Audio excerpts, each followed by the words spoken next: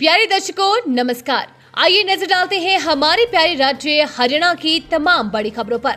Video शुरू करने से पहले कमेंट बॉक्स में जय हिंद लिखकर हमें सपोर्ट करें। तो चलिए शुरू करते हैं। बिहार चुनाव के लिए सीएम सैनिक को मिली अहम जिम्मेदारी। कृष्ण बेदी समेत कई नेताओं ने झोंकी ताकत। हरियाणा के मुख्यमंत्री नायब सिंह सैनी को पहले भी अन्य राज्यों के चुनाव में जिम्मेदारी मिलती रही है। पिछले साल धमाकेदार जीत के बाद पार्टी ने नायब सिंह सैनी को महाराष्ट्र और दिल्ली चुनाव में अहम भूमिका दी थी। दिल्ली में तो उन्होंने बहुत ही मुखर होकर चुनाव प्रचार किया था। उन्होंने चुनाव प्रचार में प्रदूषित यमुना का मुद्दा बनाकर इसे चर्चा में ला दिया था। अब बिहार चुनाव में भी उन्हें अहम जिम्मेदारी दी गई है।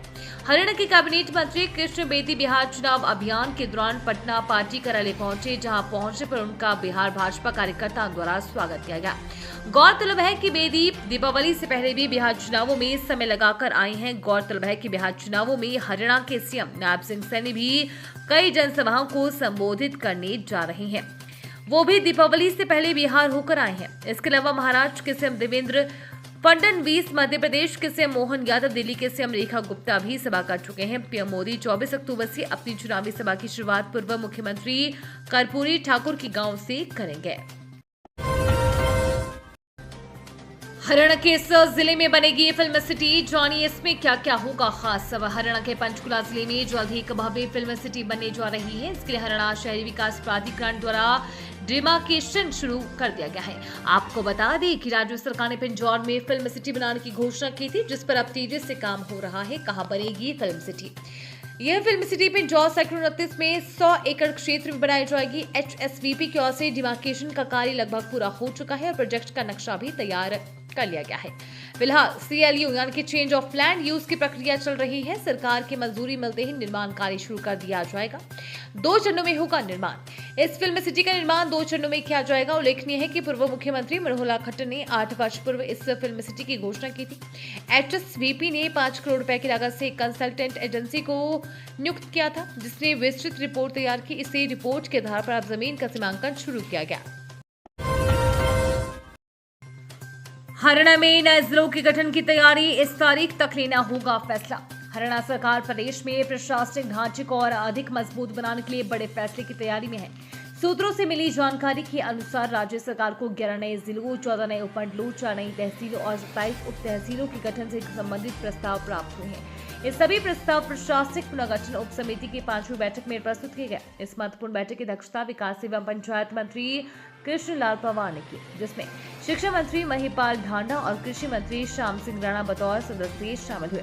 बैठक में राजस्व विभाग के अतिरिक्त मुख्य सचिव डॉक्टर सुमिता मिश्रा और विशेष सचिव कमलेश कुमार भादु भी उपस्थित रहे। प्रस्तावित नए जिले: असंध जिला करनाल, नारायणगढ़ जिला अंबाला, मानेसर जिला गुरुग्राम, पटौदी जिला गुरुग्राम, पिहोवा जिला कैथल, हांसी जिला हिसार, बरवाला जिला हिसार, सफीदो जिला जींद, गोहाना जिला सोनीपत, डबवाली जिला सिरसा। गौरतलब है कि डबवाली और हांसी को पहले ही पुलिस जिला घोषित किया जा चुका है। गैस चैम्बर बना हरियाणा, प्रदेश के 8 शहर देश में सबसे ज्यादा प्रदूषित, जानिए AQI क्या दर्ज है। दीपावली के बाद हरियाणा की ताजा हवा फिर जहरीली हो गई है। देश भर के सबसे प्रदूषित शहरों में हरियाणा के कई शहर शामिल हैं। इन शहरों में जींद, धारूहेड़ा, नारनौल, रोहतक, गुरुग्राम, बहादुरगढ़, चरखी दादरी और सिरसा शामिल हैं।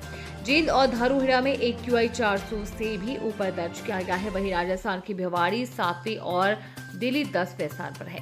दिवाली की रात हरियाणा के 15 जिलों में AQI 500 तक पहुंच गया था, जो बेहद खतरनाक माना जाता है। वहीं हरियाणा के कई शहरों में प्रदूषण का स्तर इतना बढ़ गया है कि राजधानी दिल्ली भी उनसे पीछे रह गई है। खासतौर पर जींद का एयर क्वालिटी इंडेक्स AQI 421 तक पहुंच गया है और जो गंभीर श्रेणी में आता है। हिसार के गीतांजलि अस्पताल के फिजिशियन डॉक्टर कमल किशोर ने लोगों को सलाह दी है कि ऐसे प्रदूषित माहौल में घर से बाहर निकलते समय N95 या डबल सर्जिकल मास्क जरूर पहने, ताकि स्वास्थ्य संबंधी जोखिमों से बचा जा सके। अंतर्राष्ट्रीय गीता महोत्सव 15 नवंबर से 5 दिसंबर तक पहली बार 40 देशों में अंतर्राष्ट्रीय गीता महोत्सव की रहेगी धूम।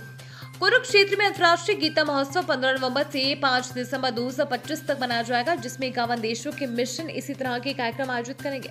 हरियाणा टीम ने CGI ओसाका से दोनों देशों के बीच सांस्कृतिक आदान प्रदान कार्यक्रम के तहत अंतर्राष्ट्रीय गीता महोत्सव और आगामी सूरजकुंड मेले में जापानी मंडलियों की भागीदारी की संभावना तलाशने का भी कार्य चल रहा है। पिछले दिनों जब सीएम नायब सिंह सैनी के नेतृत्व में हरियाणा सरकार का प्रतिनिधि मंडल जापान गया था, तो जापान के ओसाका स्थित भारत के महावाणिज्यिक दूतावास के चंद्रू अपार को श्रीमद् भगवद गीता यानी कि जापानी संस्करण की 100 प्रतियां भेंट की थी। ओसाका विश्वविद्यालय के सहायक प्रोफेसर विकास पांडे और कुरुक्षेत्र की रहने वाली निकिता अब टोक्यो में रहती है ने ये प्रतियां भेंट की थी। इस कार्यक्रम में केबीजी के उपेंद्र सिंघल, मुख्यमंत्री कार्यालय के पवन चौधरी, HSICD के अध्यक्ष संजय गर्ग, हरियाणा सरकार के विदेश मंत्री और विशेष सहयोग विभाग की हीना बिंदलिश और प्रवासी भारतीयों का प्रतिनिधित्व करने वाली अजय नरूला ने भाग लिया था।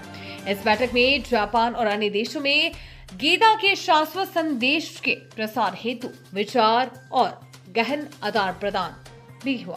सीजीआई ओसाका ने जापानी छात्रों के लिए ऑनलाइन गीता शिक्षण का पाठ्यक्रम आयोजित करने की इच्छा व्यक्त की। छठ पूजा पर बिहार जाने वालों के लिए खुशखबरी, हरियाणा ने इन जगहों से चलेगी एसी बसें। छठ पूजा के पावन पर्व पर हरियाणा से बिहार जाने वाले यात्रियों के लिए एक बड़ी राहत की खबर आई है। हरियाणा सरकार ने विशेष वातानुकूलित बस सेवा शुरू करने का फैसला लिया है। इसका ऐलान स्वयं प्रदेश के परिवहन एवं ऊर्जा मंत्री अनिल विज ने किया। मंत्री विज ने बताया कि बिहार सरकार की ओर से छठ पूजा के अवसर पर हरियाणा से विशेष बस सेवा शुरू करने का अनुरोध किया गया था, जिसे हरियाणा सरकार ने स्वीकार कर लिया है। यह सेवा त्योहारों के दौरान यात्रियों की सुविधा, सुरक्षा और समयबद्ध यात्रा को ध्यान में रखते हुए शुरू की गई है। अगले 3 महीनों तक चलेगी सेवा। परिवहन मंत्री के अनुसार ये विशेष एसी बस सेवा अगले 3 महीनों तक संचालित की जाएगी। इससे त्योहारों के मौसम में अपने घर जाने वाले हजारों प्रवासी यात्रियों को बड़ी राहत मिलेगी, खासकर तब जब रेल टिकटों को कन्फर्मेशन की बड़ी चुनौती बन जाती है। ये थी आज की फटाफट खबरें। हम मिलेंगे अगले बुलेटिन में, तब तक के लिए धन्यवाद और जय हिंद।